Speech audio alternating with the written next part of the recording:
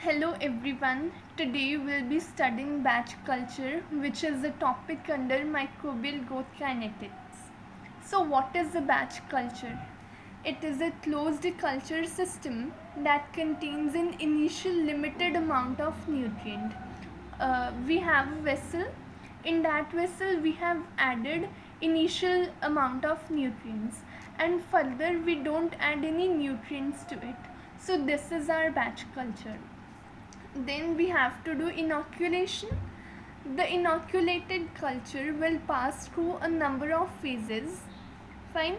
So the inoculation culture which we have prepared, it will pass through a number of phases. After inoculation, there is a period during which it appears that no growth takes place. Fine.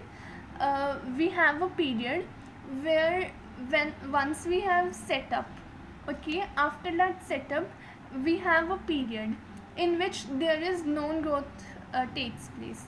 That is called a lag phase, and it may be considered as a time of adaptation. We whatever medium we have added, it takes a time to adapt. So the lag phase is considered as a time of adaptation. In a commercial process, like in industries, what we do, we shorten the length of lag phase so that we can produce large amount of nutrients or large amount of uh, whatever we are going to produce. Fine. As much lag phase should be reduced as much as possible, and this may be achieved by using a suitable inoculum and cultural conditions. Fine. So how will be uh, shortening the lag phase? By suitable inoculum and by cultural conditions. So mostly we have three phases. First is lag phase, where no growth takes place. Then is exponential or log phase. Cells go at constant maximum rate in this. So here is a graph which shows this. First we'll be having a lag phase, then there will be increase. Then this increase shows that cells are growing at constant maximum rate. And then we have a deceleration phase, where the growth of cells will be reducing. And then there is a stationary phase where no growth of cells will take place. Fine. So we have dx upon dt directly proportional to x. Here x is the concentration of microbial biomass. Fine. So what is x? Whatever the biomass we are taking, its concentration is x, and its units are gram per decimeter cube. So mu, specific growth rate, it is biomass produced per unit biomass. Right? So what is mu? Mu is the specific growth rate, and it is the biomass produced per unit biomass. Now we have this relation dx upon dt. Dx upon dt was directly proportional to x. So here proportionality sign will be removing a proportionality sign, and then we'll be introducing a constant which is mu. So dx upon dt is equals to mu x. This is our first equation, and then we'll be integrating this. So we'll be getting ht is equals to x naught e raised to power mu t. This is our second equation. So what is x naught and ht? X naught is the original biomass concentration. The biomass concentration which we have used earlier, that is x naught. And ht is the biomass concentration after time interval t hours. Fine. So what is ht? It is the biomass concentration after time interval t hours. And then will be taking natural logarithm of equation 2. ln xt is equals to ln x naught plus mu t. After taking natural logarithms, we'll be getting this third equation. And thus plot of ln biomass concentration against time should yield a straight line, the slope of which would equal to mu. So here what it is saying, that the plot of ln biomass concentration against time, the plot of ln biomass concentration against time should yield a straight line, the slope of which would equal to mu. Fine. So the slope will be equal to mu. In exponential phase, nutrients are in excess, organism is going at its maximum specific rate, which is mu max. So in exponential phase, the nutrients are used in excess and organism is going at its maximum specific growth rate, and it is called as mu max. So here we have exponential phase. The growth rate of cells gradually increases the cell's growth at a constant maximum rate, and this period is known as the log or exponential phase. Fine. So dx upon dt is directly proportional to x. X is the concentration of microbial biomass, gram per decimeter cube. T is time in hours, and d is the small change. The proportional relationship can be transformed into an equation by introducing a constant specific growth rate mu. This is the biomass produced per unit biomass and takes the unit per hours. Thus dx upon dt is equals to mu x. So this is the graph which I have already shown, and then on integration we get this equation. X naught is the original biomass concentration, ln xt is equals to ln x naught plus mu t, and biomass concentration against time should yield a straight line, the slope of which would equal to mu. And in exponential phase, the value of mu is mu max. Now, if we have hyphae, fine. So what will be our equations? If dh upon dt, earlier equation we have dx upon dt is equals to mu x. So now if we have to find the total hyphal length, fine. So dh upon dt is equals to mu h, where h is the total hyphal length of hyphae, fine.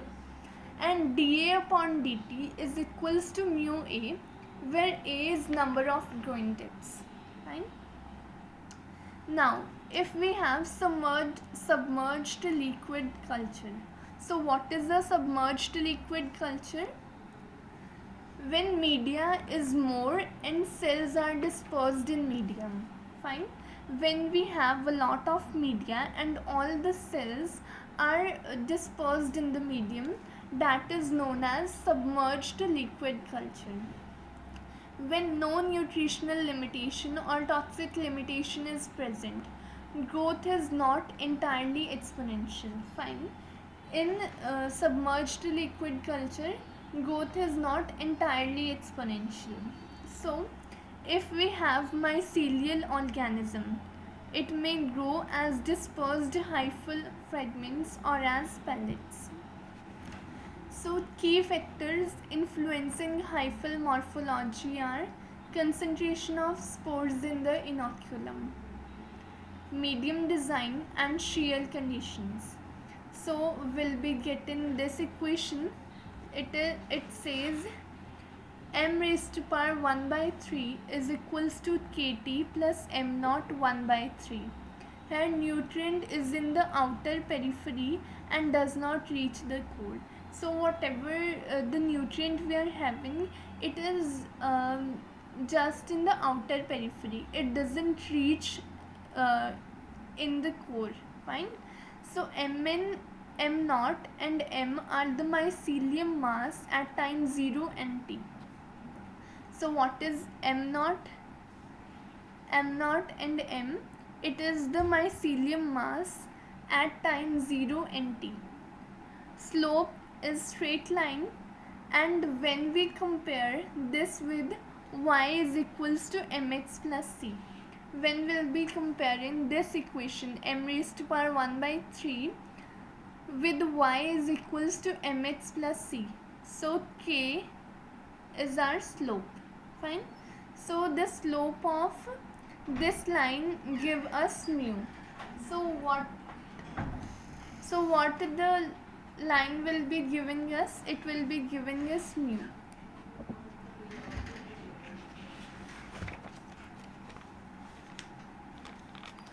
And after that we have a deceleration and stationary phase. So our deceleration and stationary phase will be dependent on two factors: nutrient limitation system, that is toxin limitation, and substrate limitation. So we'll be having this graph in this. It is biomass concentration at the stationary phase versus initial substrate concentration. So what this graph is showing, it is showing us biomass concentration at a stationary phase versus initial substrate concentration. So A to B it's going, then B to C, and then C to D. In zone A to B, X is equals to Y SR minus S, where X is concentration of biomass produced, Y is the yield factor. What is the yield factor? Measure of the efficiency of conversion of any one substrate into biomass. So it is the measure of efficiency of conversion of one substrate into biomass, that how much substrate can be converted into biomass. So Y is the yield factor, gram biomass produced per gram substrate consumed. SR is our initial substrate concentration, and small s is the residual substrate concentration. Now X is directly proportional to S, that is the concentration of biomass produced is directly proportional to the residual substrate concentration. So we'll be removing this proportionality sign and will be introducing Y, which is our yield factor, that how much substrate is produced into biomass. Now this is our delta S, and Y is remained here and delta S comes down. X upon delta S is equals to Y. So Y depends on the nature of substrate, pH and temperature. So in this zone A to B, we have S is equals to 0, small s is equals to 0, that is residual substrate concentration, because in initial phase there is no residual rift. And then in zone C to D, we have increase in SR. SR is our initial substrate concentration.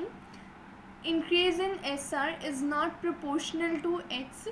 It may be due to exhaustion of another substrate or accumulation of toxic products.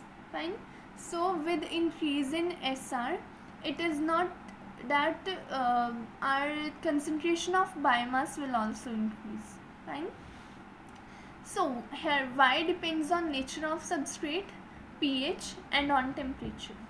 Now we have the most important part, which is our Monod equation. So what is the Monod equation? It is the relationship between mu and residual growth limiting substrate. It is the relationship between mu and residual growth limiting substrate, the decrease in growth rate and the cessation of growth due to the depletion of substrate. Fine. The decrease in growth rate and the cessation of growth due to depletion of substrate. It can be explained by mu is equals to mu max small s by ks plus s.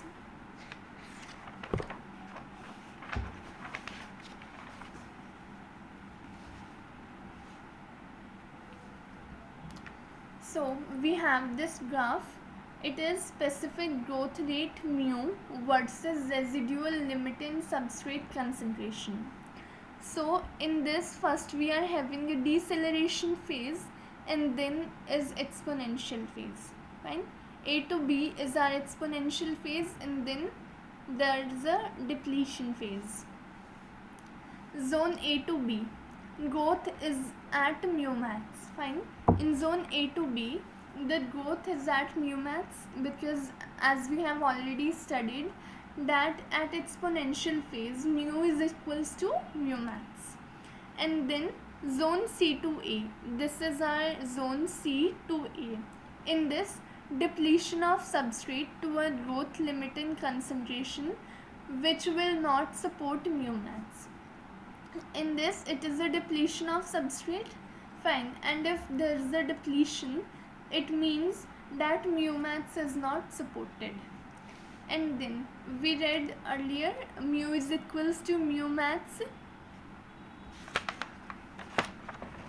Mu is equals to mu max s by ks plus s. So what is our ks? It is the substrate utilization constant. It describes the affinity of the microbe. And if we have ks low, so what will happen? Affinity will be more, affinity will be increased, which shows that growth rate will not be affected. Fine. So ks, if ks will be low, affinity will be more and growth rate will not be affected. ks double dash, if ks is high, so what it shows that less affinity will be there and growth rate will be deleteriously affected. Biomass at the end of exponential phase will be greater. So biomass which will be produced at the end of exponential phase will be greater. Thus the decline in substrate concentration will be very rapid. So if biomass at the end is in the exponential phase will be greater, so decline in substrate concentration will be very rapid. So here S is equals to 0. Now